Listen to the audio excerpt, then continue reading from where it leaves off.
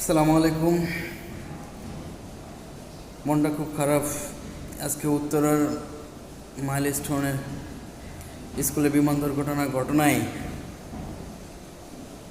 যারা মারা গেছে, যারা নিহত হয়েছে, তাদের জন্য শোক প্রকাশ করছি। যারা হসপিটালে আছে, এখনও লড়ছে মৃত্যুর সাথে, তাদের জন্য আল্লাহর কাছে দোয়া কামনা করতেছি। তবে আমার একটা প্রশ্ন হচ্ছে যে ঢাকার মতো, উত্তরার মতো একটা জনবহুল এলাকায়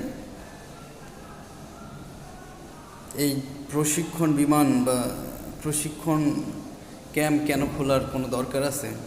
বাংলাদেশে হাজার হাজার জায়গা পড়ে আছে, খোলা রাস্তা, খোলা মাঠ পড়ে আছে, ময়দান পড়ে আছে।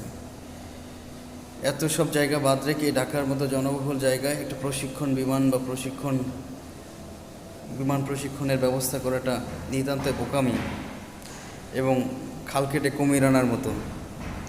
আল্লাহ এ সকল দুর্ঘটনায় যারা নিহত হলেন, আল্লাহ তাদের পরিবারকে ধৈর্য ধরার তৌফিক দান করুক।